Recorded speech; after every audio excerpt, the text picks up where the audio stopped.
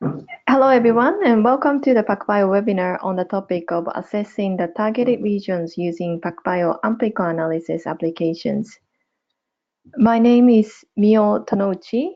I am the Director of Marketing in the Asia Pacific region at PacBio, and I'll be your host for today's webinar. Before we start, I have a few housekeeping announcements to make. All the attendees have been muted due to the number of people calling in today. The presentation should last about 60 minutes, and following the presentation, we will have time for questions. You can ask your questions or make comments at any time during the webinar by typing them into the question box in your control panel. We hope to get through as many questions as possible in the end, but if we don't, we'll follow up with you after the webinar.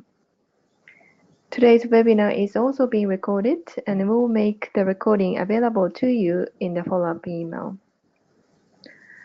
So once again, today's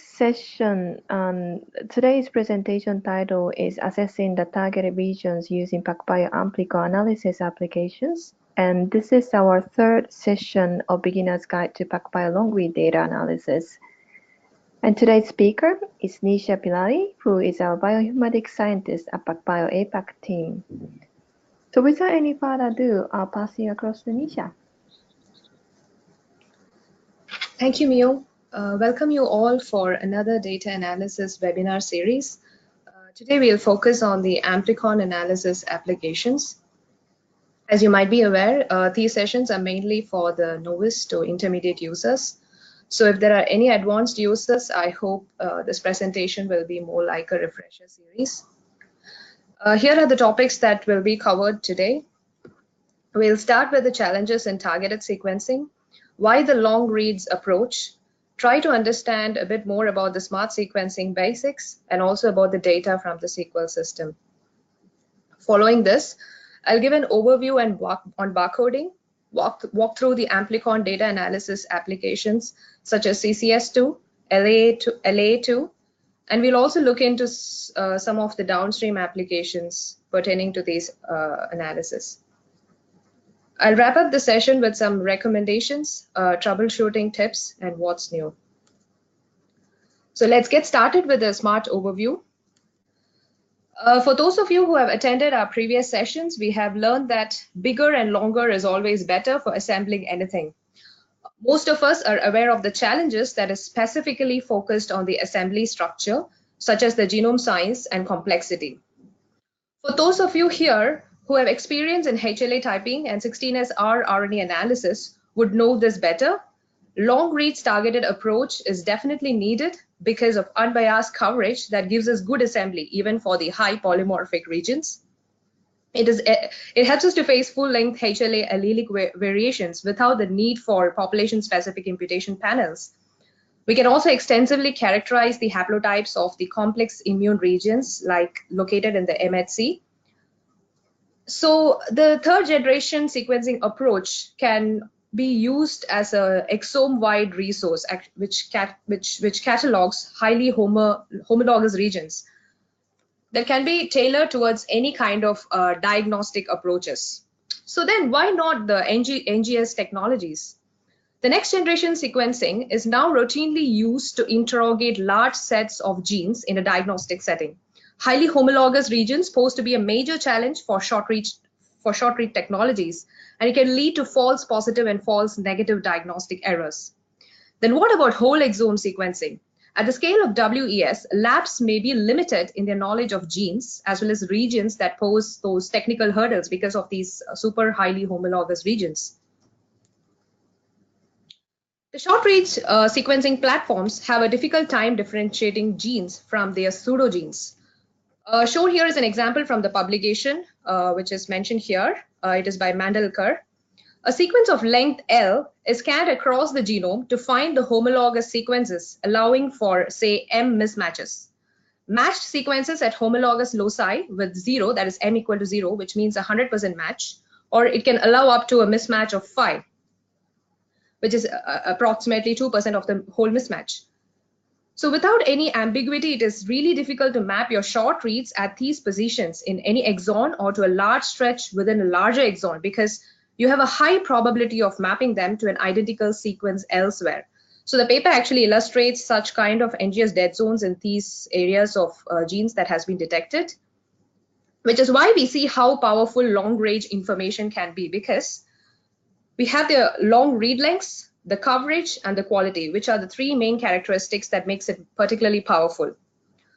Long read lengths can help you to resolve repeats and result in highly contiguous gapless assemblies. The bioinformatics folks out here will know that short reach does have false positives forming breakpoint assembly graphs, and the long read lengths can actually help with the long range haplotype tracing too. Secondly, you need a very high coverage, which means if you need to have a less fragmented assembly or almost nearly complete assembly, bias coverage is going to result in a fragmented assembly. So we need data with minimal coverage bias in regions of extreme GC composition. So this can allow us to sequence the entire genome, resulting in a very highly contiguous genome assembly. Finally, for all of this above, you need a very good data quality. PacBio has a very random error profile, which allows for high consensus accuracy. So PacBio sequencing helps to characterize complex regions underlying human genetic disease, and also explore no-amp targeted sequencing in order to enrich even the hard to amplify genomic regions.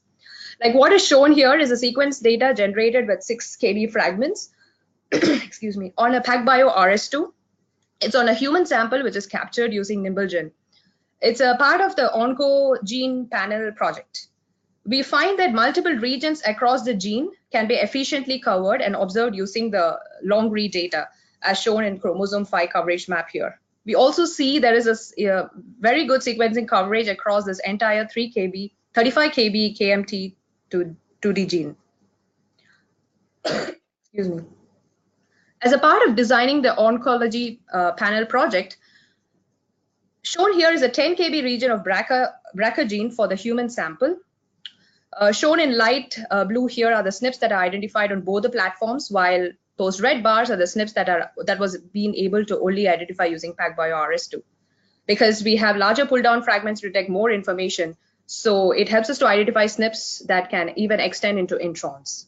This can also help us to capture the additional variants.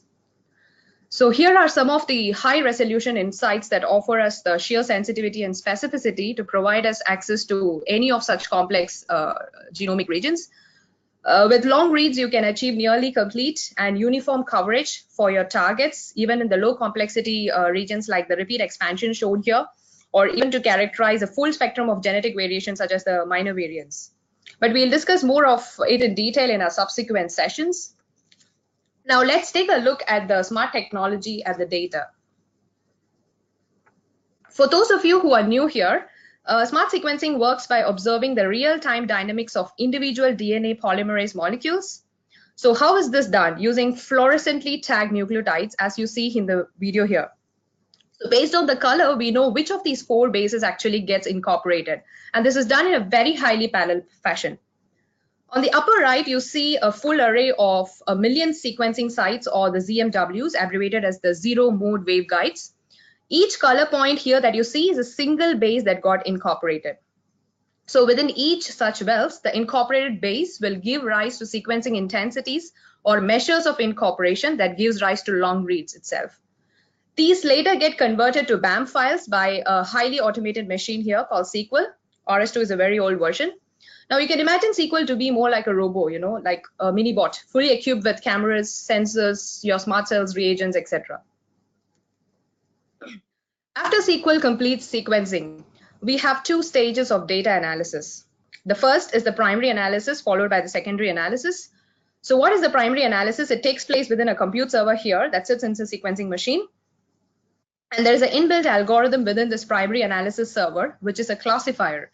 It does the signal processing of such movies. It does base calling, assess the quality. So the primary job of this primary analysis compute is basically to detect what portion of each movie contains high quality sequence reads, and it classifies them into different bins. Later on, the stage will output all the data in BAM format, and that will be pushed from the primary server to your secondary server, which lies on the same network. The high quality sequence data is is pushed based on a few Linux commands. So you'll know about it when you actually do the installation by yourself or you set it up. So now what is the secondary analysis? It includes the data import, analyzes the run QC reports, performs analysis applications such as targeted sequencing and the like. So in PacBio, the data analysis is actually performed using an analysis interface called SMRT, which is shown here.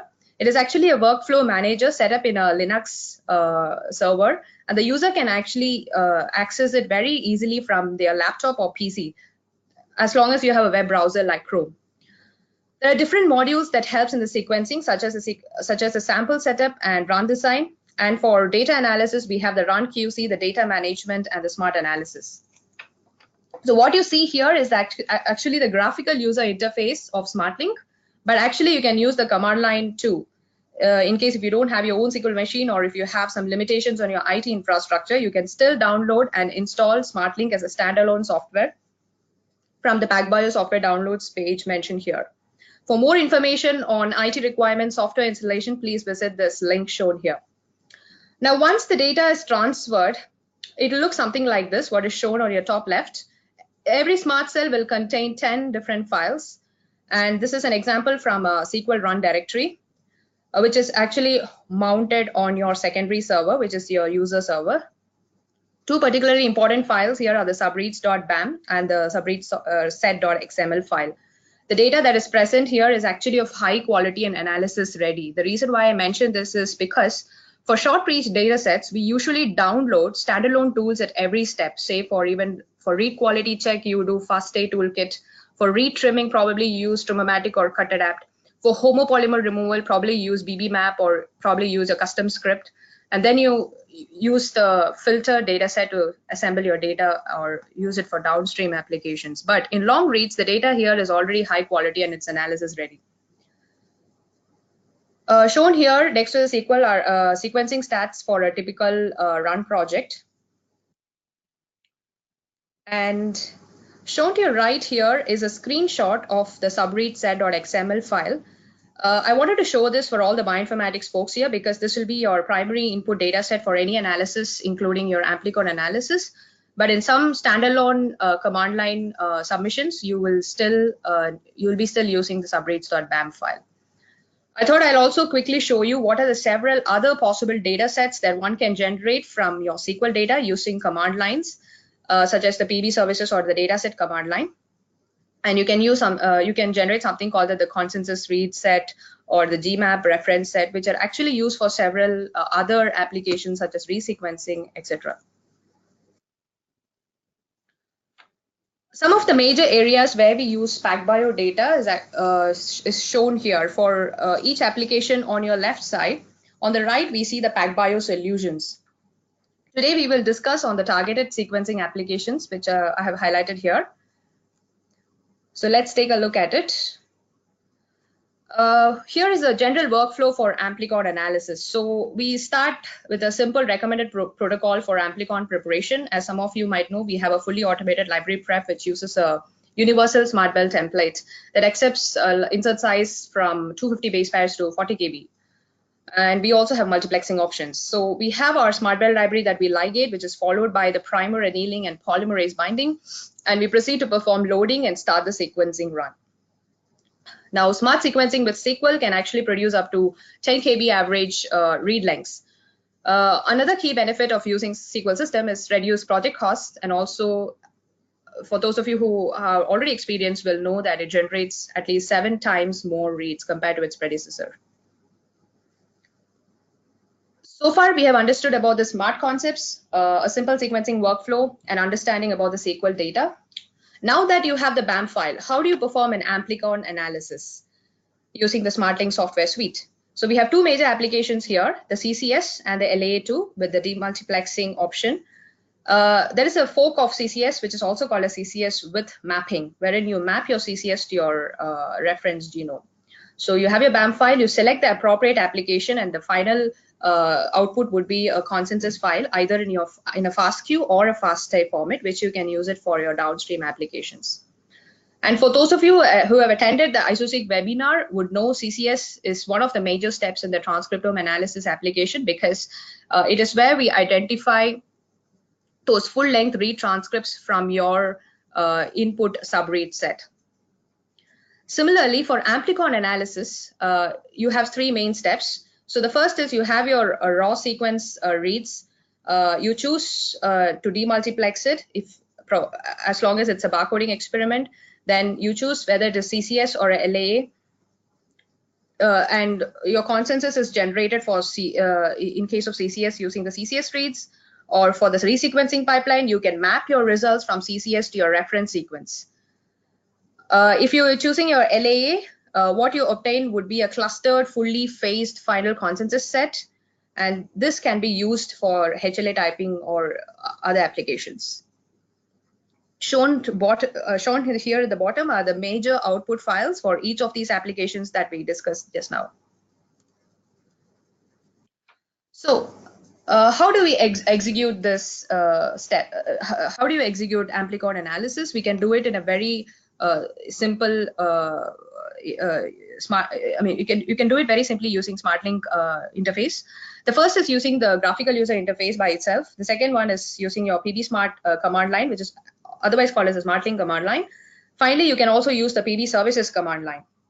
So shown here are three different example templates for SmartLink graphical user interface. I've showed you the demultiplexing barcode application.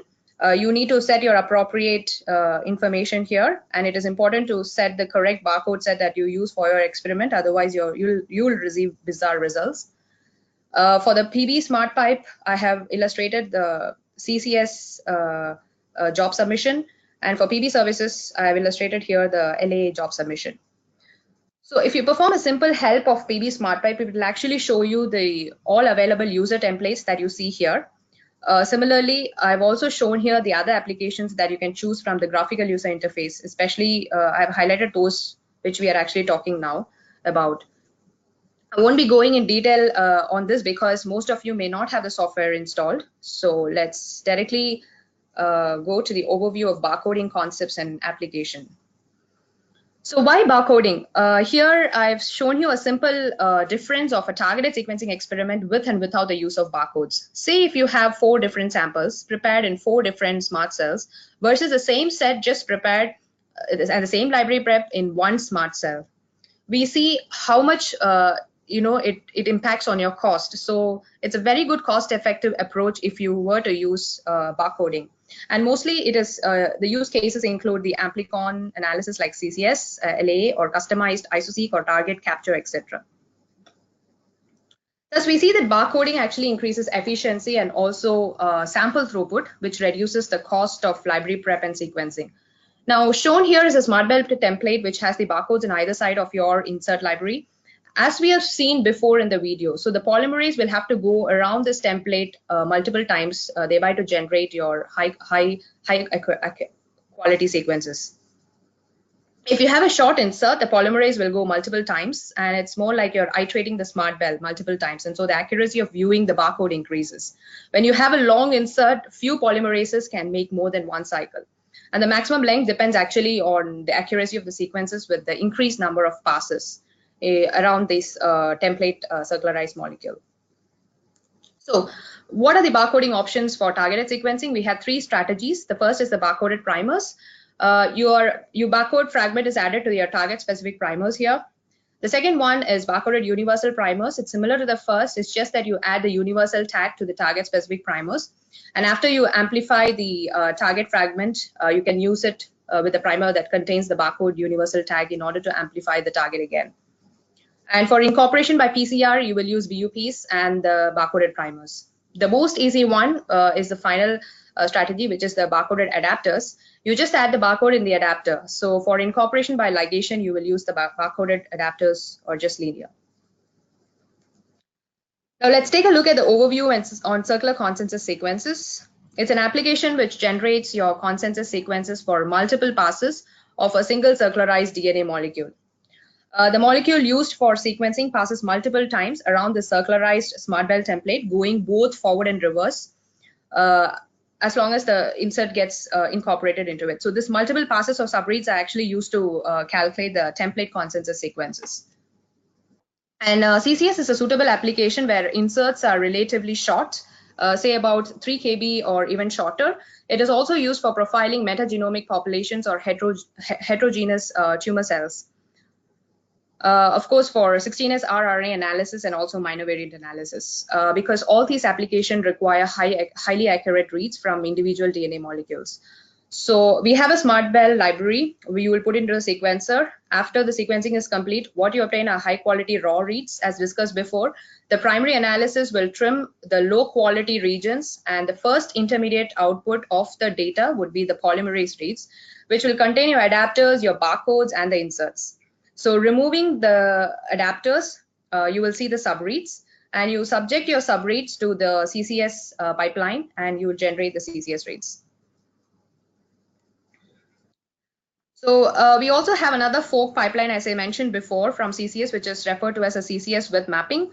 Here you generate the CCS reads as seen in the previous slides, and finally, once you generate the CCS reads, you will map them to your reference sequence, possibly a multi-contig reference. The tool that helps you to map this is the Blazar. It will map your reads to the genomes by finding the highest scoring local alignment, or maybe a set of local alignments between these reads and genomes. And the initial set of these alignments are actually found by querying your pre-computed index of this reference genome that actually you will be supplying when you actually select the CCS with mapping application. At the end, it produces an output in SAM and BAM format, but it must be built with the PBBAM libraries to generate both formats. So you can actually look at the Blazar wiki page for detailed instructions on this. This plot is actually taken from the publication and improved circular consensus algorithm to detect the HIV drug-resistant associated mutations. So here the CCS approach was validated with the characterization of HIV drug-resistant mutation in both clonal and patient samples. It's a technically challenging mutation to resolve due to regional sequence context. So what we have shown here is a comparative plot on the performance of the polishing algorithms Arrow and QR. Arrow achieves a per read empirical QV30 even at 15-fold coverage, whereas the previous QR-based algorithm was unable to model sequencing reactions on per base molecular basis, and therefore it was not able to achieve a high consensus accuracy at any coverage. So we see how Arrow outperforms QR in terms of CCS accuracy. Now here are some downstream applications using CCS reads. Minor variant analysis. So in PacBio systems have shown to have no systematic errors and allow for generation of high quality CCS reads, as we have seen. JULIET is the minor variant caller that can reliably call such variants and face the co-occurring mutation patterns without employing complex computational models. Current scope is to identify the codon-wise variants in coding regions. So what actually JULIET performs is mostly a reference-guided de novo variant discovery and also annotates known drug resistance mutations. And JULIET operates on the CCS records in the BAM format. Reads should be created with CCS2 pipeline, and it currently does not demultiplex barcode data. So therefore, when you input your CCS reads here, it should be basically 1 BAM per barcode. And the minimum predicted accuracy should be around 0.99. Anyway, the rest of the details you can actually find out in the GitHub link, which is provided below. The outputs include an aligned BAM, the HTML report of phased variant call outputs. Currently, indels are being ignored, so probably the support will be added in future. Stay tuned for more updates. So another application of using CCS is for phased consensus sequences. These help to actually provide direct evidence of linked mutations. There are 2 options of performing this. You phase a single target or a multiple target region, where a subset of your CCS BAM around the region of interest will be phased, or for all regions, you can phase the set of probes all at once. Thus, for each phase, a consensus is generated using the aligned subreads by using the tool Blazar and also by using a polisher like Arrow. The creation of bed file for these target regions varies. So all of these details can be found in the GitHub link here. We have yet another downstream application of CCS, which is a 16S rRNA analysis. For this, in order to perform this, you have your BAM file, you follow the CCS protocol to generate the CCS first, then you use this for further taxonomic classification tools. And for this, you will use the high quality consensus FASTA file as input to such tools. Motor and KIME are the most cited bioinformatics tools for analyzing 16S rRNA gene sequences. And it's also highly recommended for the 16S RNA biodiversity and taxonomic analysis. It supports multiple databases like Green Gene and Silver. QIME is another open source bioinformatics pipeline for performing microbiome analysis using the sequencing data. It can actually produce high quality stats from raw data for demultiplexing, for quality filtering, OTU picking, taxonomic assignment, and more visualizations. The input to both of these tools, as I said, is the final consensus that you obtain from the CCS pipeline. You can get more details in the website, which is mentioned in the below link here. So let's discuss on the long Amplicon analysis workflow. So as we all know, the major histocompatibility complex region in humans have the most complex gene locus, which is the human leukocyte antigen, or the HLA. It is important that we accurately assign the individual HLA alleles. For instance, the type class 1 HLA samples can have up to 6 alleles, but we don't know for sure that all loci are heterozygous. The alleles can be very different or only differ by 1 SNP or 2, but we don't know ahead of time because of the variable primocytes. Some alleles amplify poorly, while others may not, and we don't know the difference between them.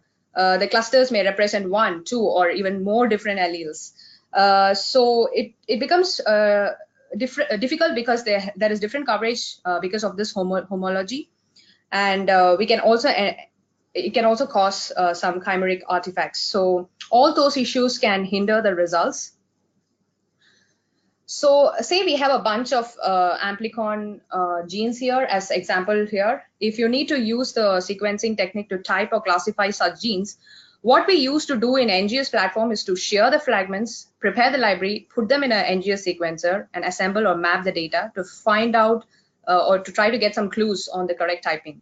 But the problem here is we need to face during analysis the unknown criteria, like number of alleles, the myriad of differences, the unknown variance in coverage between alleles, the unknown number of clusters, or the unknown level of PCR artifacts, etc. So all this is because we really don't have enough information of true alleles. So the PacBio solution for this is the long Amplicon sequencing, which is the LAA application, which helps you to identify the phased consensus sequences from a heterogeneous pool of the target Amplicons. Now, LAA is a customizable pipeline for de novo analysis of pooled Amplicon datasets. Like you got a bunch of Amplicons, you want to know what kind of sequence cluster is inside of it. This algorithm comes up with a series of clustering process, which is followed by polishing and filtering. So here is the overview of the workflow. We start with the input set of subreads, your BAM file, followed by 2 rounds of clustering, then generate a phased consensus, and followed by the post filtering, and finally it gives you publishable results. So when we find full-length subreads, we collect several of them to generate different groups or cluster. So coarse clustering is where reads are grouped from different Amplicons into different clusters. So this process also helps to detect read-to-read similarities, builds a graph with the results, then clusters, and again breaks the graph into groups of similar reads. Now, waterfall clustering, what it does is it aligns additional reads against the rough or a draft consensus that is generated from your previous step of the coarse cluster, and it keeps on adding more reads to this cluster, so you get greater similarity and evidence to it. So next is the phasing and consensus. For each cluster that we have obtained from the previous steps, the subreads are sorted using the PageRank algorithm to ensure only the most representative subreads are present in the consensus generation. And this sorted reads are later on loaded into the arrow framework, and this helps you to identify the high scoring mutations and form an initial consensus. Thus, in the consensus step, a final polished consensus for each haplotype of PCR product is actually generated using the arrow model. So next, from here, the LA implements a post-processing step in order to flag the likely PCR artifacts, and it helps to detect and separate these artifacts from the consensus set, and duplicate sequences are removed thereby, or using the UKIME algorithm, and other PCR artifacts are also identified based on overall consensus quality. So here is the output summary of the molecule, displaying summary stats of all the output consensus sequences and the results of all the post-processing filters. Apart from this, we actually get something called as the Amplicon analysis.FASTA file, which actually contains all your high-quality non-artifactual sequences. Also, it outputs the chimeric sequences, probably some form of PCR of the sequencing artifact. Other analysis summary will include statistics on the type of input molecules that were seen, summaries by barcode, per barcode, and the like. So for more details, you can actually check the user guide.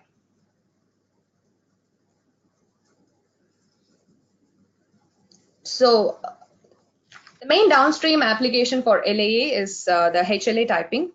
So we know HLA typing is actually the way to tell how closely the tissues of one person match the tissues of the other.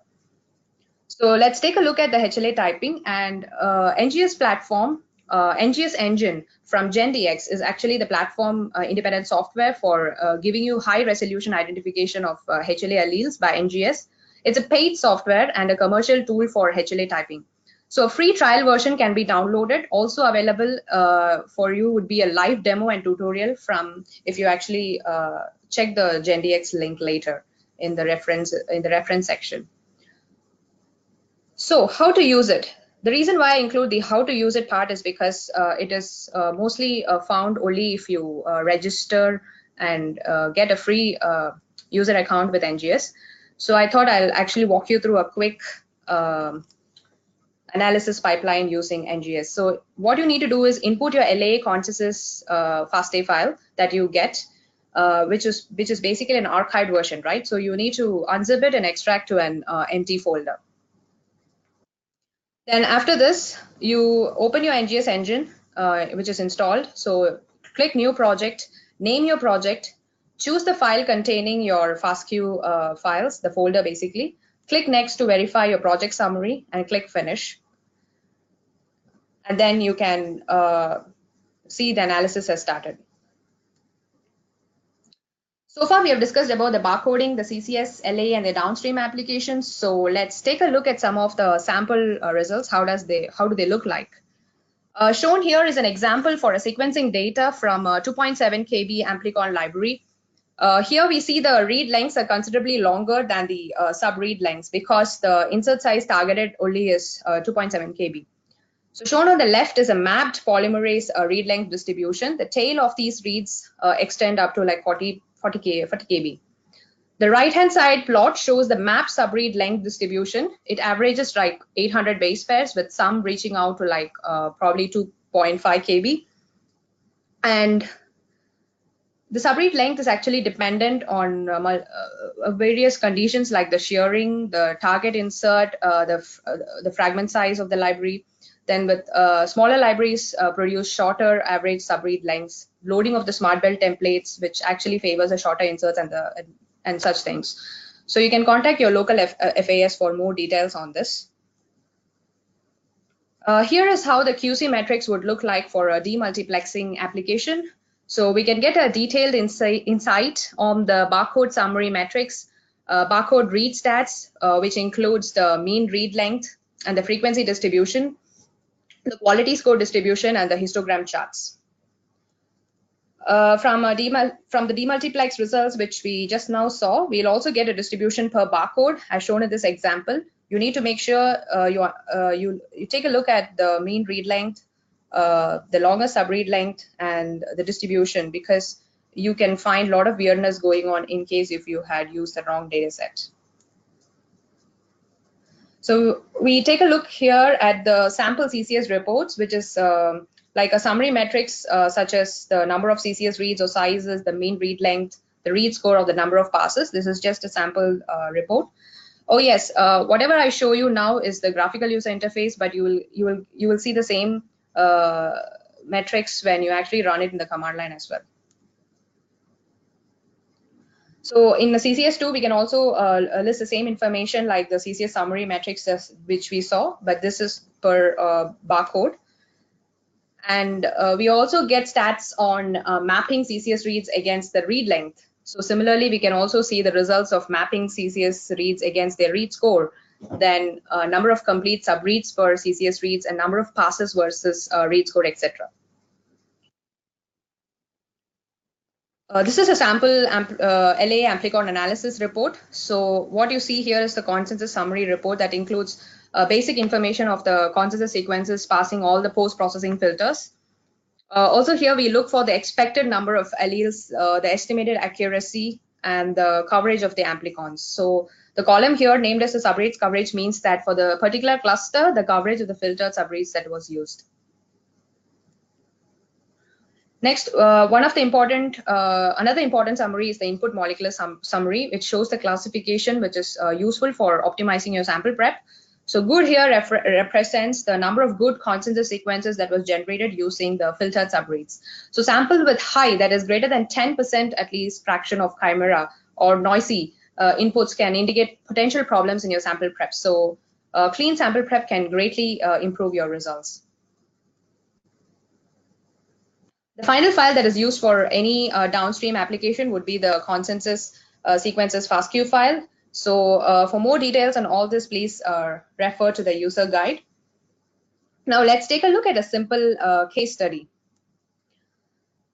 Autosomal dominant polycystic kidney disease, or the ADPKD, is actually a genetic disease which is challenging to diagnose due to allelic heterogeneity, high GC content, and the homology of the PKD1 gene with 6 pseudogenes. Short read next generation sequencing approaches such as whole genome sequencing and whole exome sequencing have failed at reliably characterizing such complex gene regions. So in this study, a cohort of 19 patients with this ADPKD was sequenced using long read sequencing technology to cover the entire PKD1 and the PKD2 coding regions as well. A total of 5 and 9 long-range PCR fragments were designed. So these were barcoded, of course. For each of these barcoded pool, the SMRT library was prepared according to the PacBio 5 to 10 kb template prep procedures, because these were sequenced on 5 SMRT cells on the PacBio RS2 system with the P6 sequencing chemistry. So RS resequencing protocol from the SMRT analysis software suite was used to align these long reads against the human reference genome, which is the GRCH37. Samples were demultiplexed into individual files, and alignments were filtered according to MAD reads with the mapping quality, few mapping for quality thresholds. Read coverage and targeted PCR statistics for these long-range PCR amplicons were computed using BET tools and Picard tools.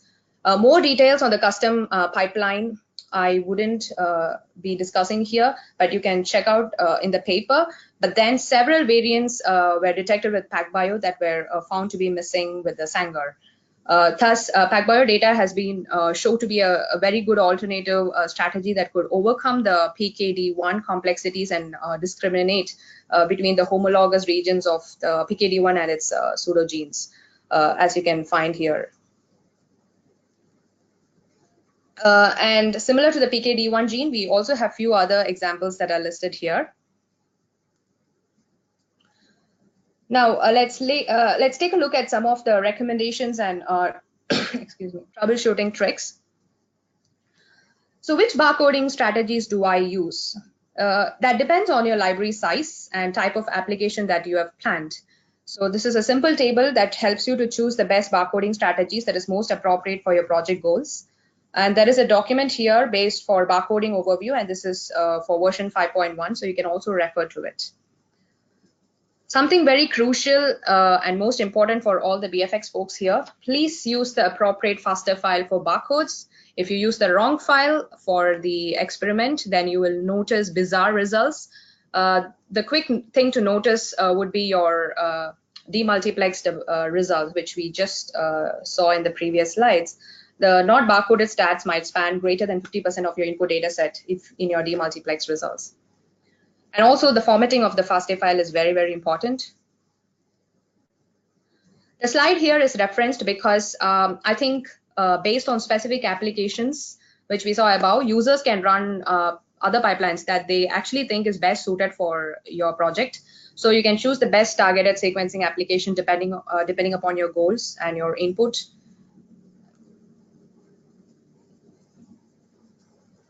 We have some minimum recommendations for the parameters when you run your CCS pipeline or be it the LAA pipeline as well. For CCS, please refer to the minimum and the maximum subread lengths that you can actually allow or control for your CCS analysis. And for LAA, you have three main parameters: the minimum subread length, the max clustering reads, and the max phase reads.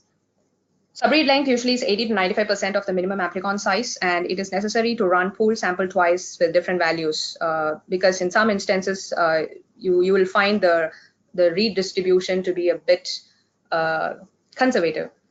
Max clustering reads can be decreased if your samples are well balanced, and it actually, if you increase this, it will increase your computational time linearly. So make sure you only use this for unevenly pooled samples. And of course, it requires higher values. Max reads can be set to a much higher value without increasing any runtime. And it is mostly found in many of the cases with alleles of different sizes, such as your GENDX primers, the DPB1 Amplicons. But it can also help to reduce the sample yield passing filters. Thus, we have some basic troubleshooting recommendations that revolves around LAA, such as when you encounter missing alleles, the general BFX workaround is to rerun your subsets with your custom parameters, because we need to do titrations using different parameter tweaks in order to extract more coverage for such missingness or low quality alleles. And of course, the best solution would be to do a high quality sample prep and check your coverage.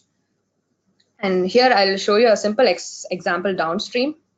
So what you see here is the HLA typing results for the sample LBC17, and with the HLA typing homozygous allele result.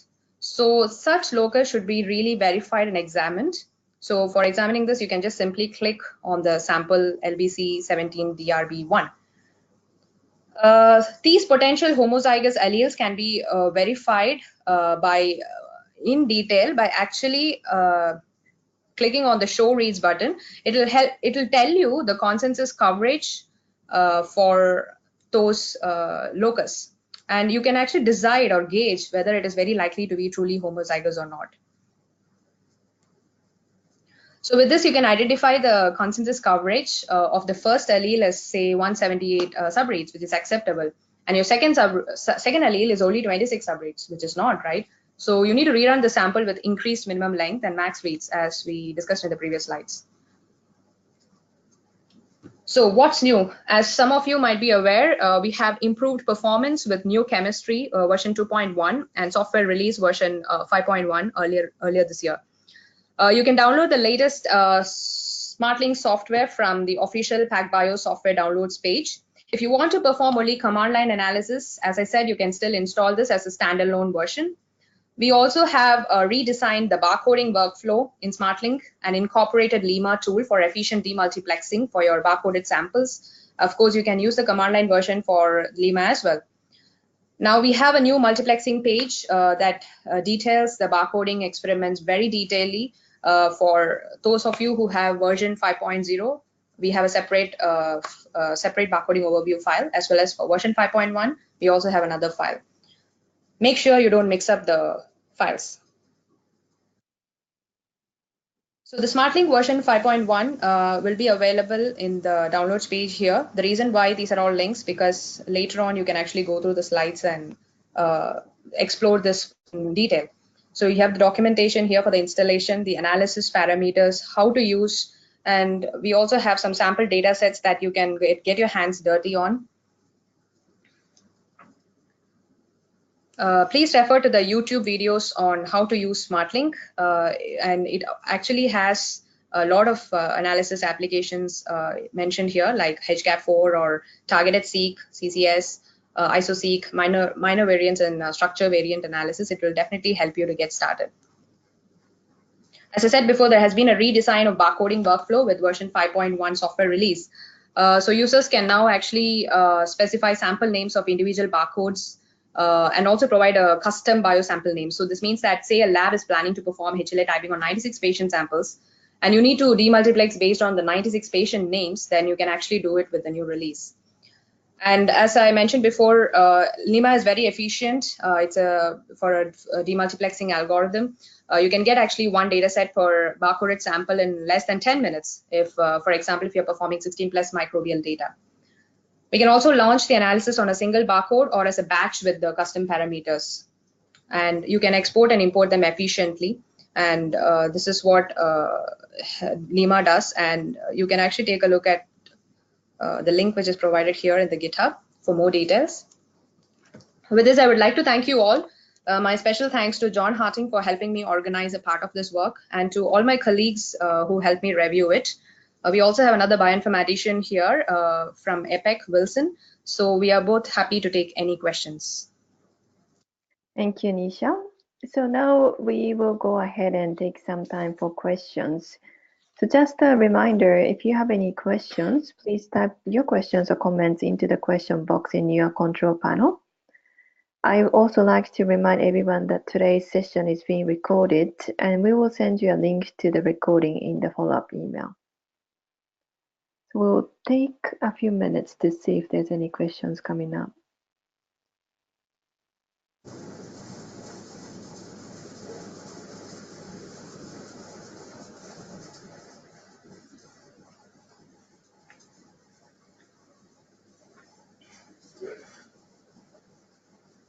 Okay, looks like we do not have any questions at this point. I'd like to mention that if you have any questions after the webinar session, you can simply reply to the email notification of the webinar, and we are here to address the questions, or you can contact our distributor in each countries. So with that, I think we can finish today's session. Thank you, Nisha, again for today's presentation, and thank you everyone for joining us today, and we'll see you next time. Thank you.